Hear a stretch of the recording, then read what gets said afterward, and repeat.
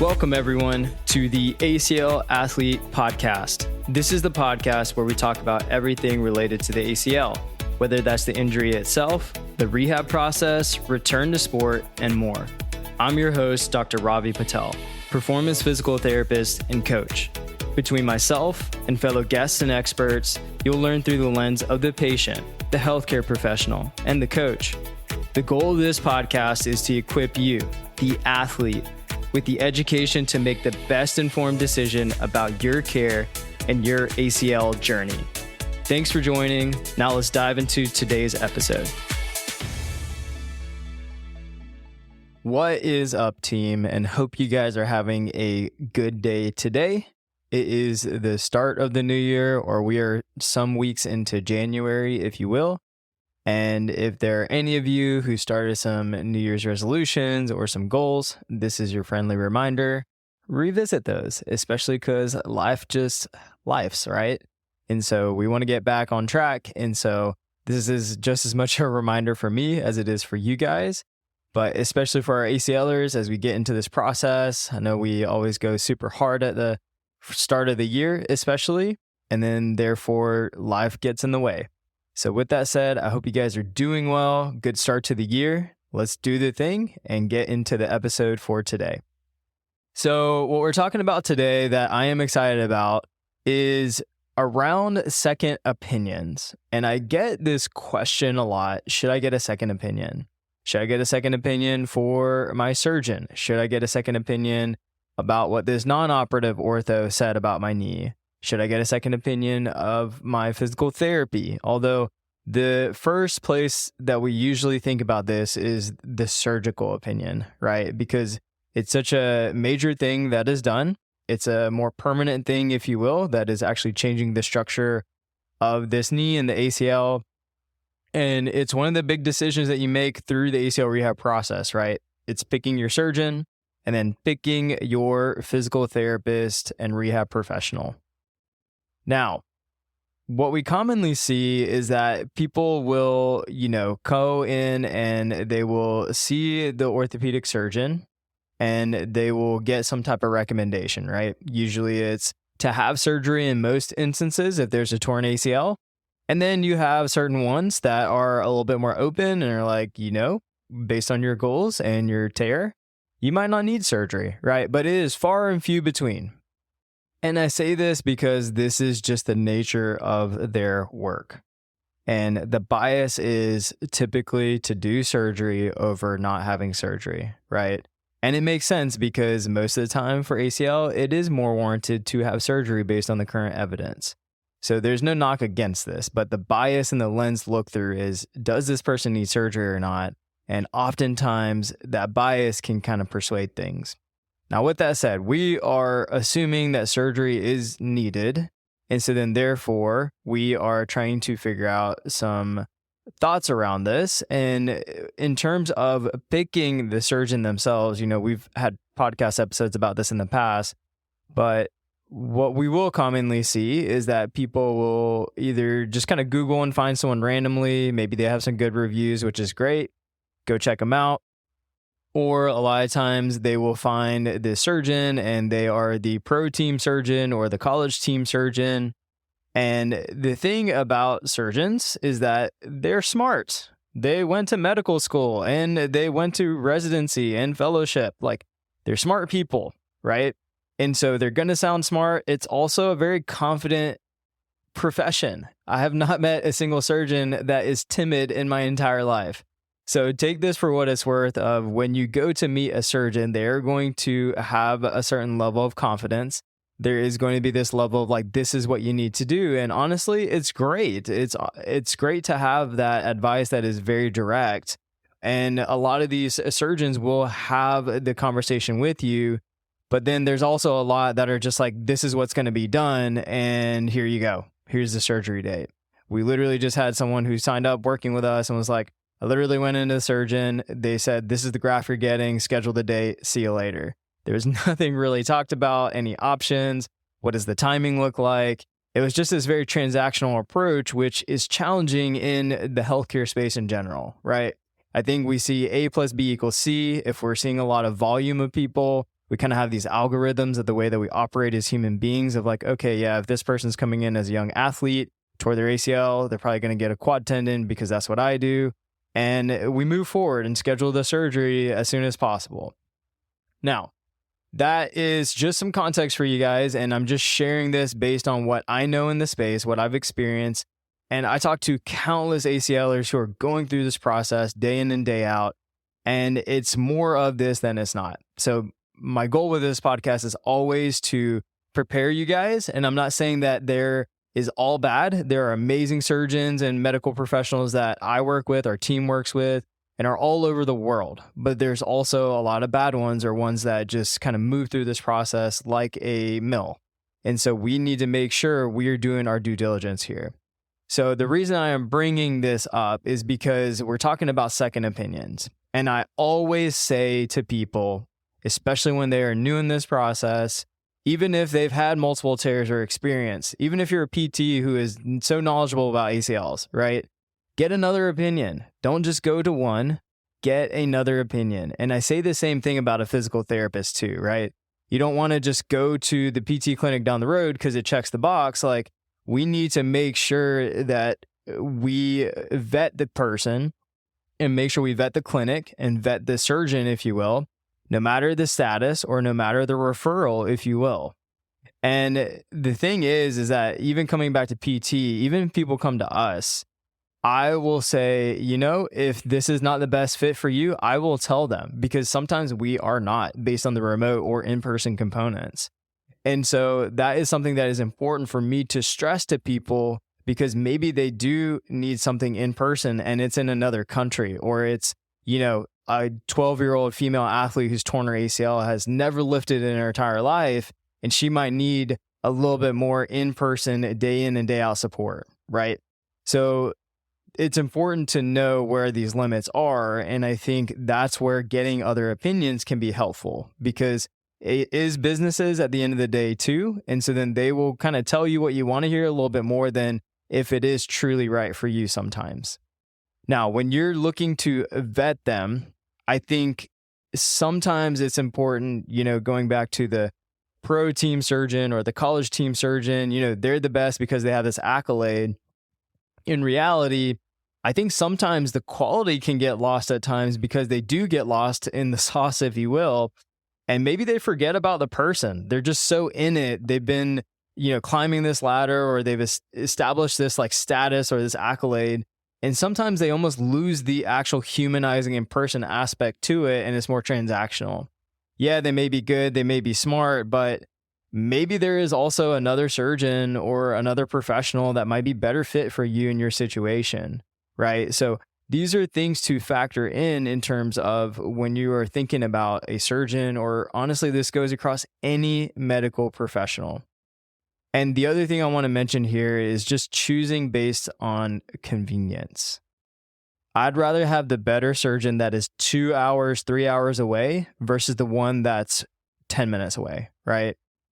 And this is important, y'all. It's a very, very important decision of who's going to do this surgery and who also is going to do your rehab. It's the two most important decisions you are going to make in this ACL rehab process. I promise you. And with that said, the 2 hour away surgeon, if they're better, it's going to be worth it, because guess what? You are not going to be seeing them super often. You might see them every, 8 weeks, 12 weeks. It's like, usually it's like a 3-month cadence in terms of post-op process. So 3 months, 6 months, 9 months, that's what a lot of surgeons here do. So even if they're 2 hours away, you could probably budge with that every 3 months, right? Even post-op, even if the surgery is a little bit further away, pick the person who is right for you versus what is convenient. So that's going to be super important. And now I want to kind of like bring this around to highlight some important scenarios where people search for options and pick the best, not settling for the first available or convenience, which is what I often see in this ACL rehab process. And I just don't really fully understand it, but I do, because I went through this and we went to a surgeon. And yeah, they were good. They told me what I wanted to hear. They're like, here's what we're going to do. And we checked the box, right? And so this is always challenging because we don't know what we don't know. But when you're listening to this podcast, I'm hoping that you are able to know a little bit more. And so when we think about searching for options and picking best, not selling for first available, think about these scenarios. If you are this person, right? You are someone looking to buy a house. Would you buy the first house you see? You're going to have heart surgery, something that is literally life or death, right? Heart surgery. Would you find the closest cardiovascular surgeon and pick them? You're going to college. Would you pick the first school who accepts you? And if you're someone who is in college or beyond college, like think about this. Did you just literally pick one college, they accepted you and I'm good? Or did you actually kind of look around at different colleges, even though you didn't necessarily apply to them or anything like that? Or did you just have one and done, and that was it? You're going to purchase a computer. Would you buy the first one that came up on Google if you were Googling for a computer? What about a phone? What about any other, object that we buy, right?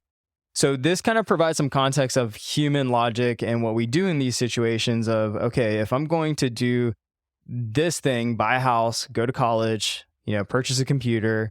You think about parents whenever they're trying to pick schools for their kids, and trying to understand that. Like sometimes they'll move to different places. Sometimes they will take kids to private school.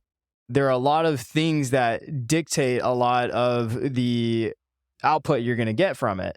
And so therefore, we try to make sure we shop around, if you will, or get opinions and figure out what is the best. It's the same thing we do on Amazon or any other website at this point. We look at reviews, we see what's good, and we see what people's opinions are about it before we make a purchase. And so this is something that's super, super important here. And I'm not saying that you may find the surgeon who is awesome, you've talked to a lot of different people, and they have incredible reviews, then maybe you don't need to go anywhere else, especially if you jive with them and the game plan sounds amazing. You've done your homework. But a lot of times what I see is that people come into this and they end up just going with the first surgeon, book this surgery, and then they move forward. And the thing that I want to kind of flip on you here is instead of you being in this scenario about getting surgery, it's the human you care about the most. It might be your mom, your dad, your sister, brother, son, daughter, best friend, husband, wife, whoever that might be. They're the ones going through these scenarios. What would your advice to them be if they picked the first option, the cheapest option, or maybe the most convenient, right? You'd probably push back a little bit. You probably say it's worth the investment. Find the right insert blank. Surgeon, physical therapist, coach, mental health professional, right? You're going to say find the right person for you, especially if it's something major like a house, heart surgery, college, or even a computer or a phone. That being a little bit more materialistic, you're still going to maybe try to find the right thing, right? So why do we allow ourselves to do this? I get it. Don't get me wrong. We don't know what we don't know, as I was saying earlier. So majority of people will go into the ortho. They will sound confident. They'll get the surgery scheduled. They'll say, hey, this is the graft type. And then they'll typically recommend PT, whether that is just like a paper with a list of clinics. Maybe they have a partnership or internal one and basically says, just choose one that accepts their insurance. And this would be awesome if all surgeons, physical therapists, coaches, and insurances, all healthcare was created equal. But you guys know very, very much from this podcast and your own personal experiences, I'm sure it's not. It's very far from it. And there's nothing quote unquote perfect out there, except maybe like Chick-fil-A sandwiches and their customer service, pretty consistent across the board. This is the reality of healthcare in our medical system. I know I talk about this a lot on this podcast, but you guys, it's a big deal. It's the difference in a re-injury, scholarships, careers, dreams. And you guys think I'm kidding, but you would be so shocked at the number of calls and the number of people I've talked to and my own personal experiences, honestly, that this stuff has literally ended people being physically active. They're like, I don't care to run anymore. I don't care to go play with my friends. I don't care to play soccer ever again. I don't care to ever go hike again or ski again because this was so terrifying. And it might have been the second time it happened or the third time. And it completely ended things that they are obsessed with. And some of you listening are probably like, yeah, I can relate to this. Other things like spiraling with your mental health, your financials, it's a big deal and it's a big difference in the financials. Think about how much this ACL injury costs, especially here in the States. It's insane. Think about the day-to-day function, the long-term outcomes like osteoarthritis and total knee replacements.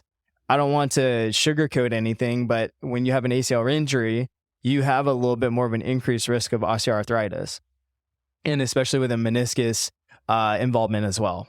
And so with that said, you want to make sure that you are set up as much as possible for a surgeon who is going to set you up for success, and physical therapists and rehab professionals who are going to make sure you're set up for success so you can avoid a total knee replacement and be able to push this off as much as you can or avoid it in total, right?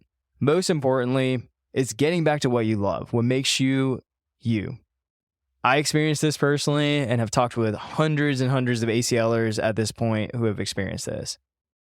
And to make this real for you guys, I want to read this text from a friend who recently tore his ACL and is trying to schedule surgery. He sent me a text and was like, is there any way I can get an earlier appointment with a certain surgeon here? And the text goes on to say, the initial appointment with him isn't until a few weeks from now, and I want to try and get the surgery around that time to get to recovery faster. I've already had an initial surgical consult at another surgeon clinic, and I can already get that surgery scheduled with them ASAP. Any recs over if it matters so much where I get the surgery. Whew! You bet. 100%. And the thing that I always come back to is, what's the cost of another ACL injury? And I think that's the big thing to answer here, is seriously look at this and contemplate this, but what's the cost of another ACL injury to you? Sit with that the next time you're making a decision in this process of like, yeah, let me do the most convenient thing, the cheapest thing. Now, I understand not everyone is afforded the same options, socioeconomic status, and all these different aspects, right? But when you are able to, please make the decision that is most important to you, because not all surgeons, physical therapists, healthcare is created equal. Nowhere in this entire world is it created equal. And so, yes, please get your second opinions. It is so important, no matter where it is. Vet your professionals. Make sure you invest in your health. This is an investment, y'all. This is not just like, let's do the thing and do the transactional thing and I'm going to get surgery and then, go to the next door and do PT and then I'm good to go in 9 months, right? It doesn't work that way. And I've seen this completely break so many times and break so many people. And so this is one of my heartfelt just podcast episodes, because I feel this so deeply in my bones, because I am one of these statistics. I fell through the cracks, and who knows if I had someone better in this process that I would have not torn my ACL a second time. Now, am I thankful for my experiences and my journey? Absolutely, because I wouldn't be here talking to you guys and educating you and building a business all around this thing. I love it. I'm so obsessed with it. But with that said, the goal of this is to make sure you guys don't make these same mistakes. So get your second opinions, invest in yourself. If your gut's telling you it's not working, this professional is not right, you deserve to follow that. And yeah, it might be hard, but there's choosing hard. You could either choose that hard now and then have an easier payoff later, or you just kind of let it ride out and then you're going to choose a hard later. And that might be delayed recovery. It might not be getting back to what you want to do, or worst case scenario is having another injury. And while I don't like to be raw with you guys too much about this, it's just the reality of what we see. And it is something that needs transparency in this space. And I think it starts with us as healthcare professionals. But I know there's not always a ton of surgeons listening to this because who wants to probably listen to Ravi Patel PT talk about this stuff all the time. But with that said, you guys are listening to this, whether you are a PT coach, maybe you are a surgeon, or maybe you are an ACLer, you are able to equip yourself with this knowledge to make better decisions. So now that you have this, think about vetting your people as best as you can and make sure they are the right people for your team And hey, this could change. It could be great for the first 3 months and maybe it changes at month 4. So just know that this can change and you got to do what's best for you, because you got to take care of yourself in the ACL rehab process and make sure you are your own advocate, because there's going to be no one else that's going to be a better advocate for you than you. So I hope this helps, team. I know that this was probably just a rant and a tangent, but this is something that I felt very strongly about with this episode. And I just wanted to share it with all of you to just make sure, don't settle, make sure vet your PT, get a second opinion with your surgeon, a different surgeon in this process. And that way you can make sure you have all the information you need to make the best informed decision, give you your best shot. Until next time, team, this is your host, Ravi Patel, signing off.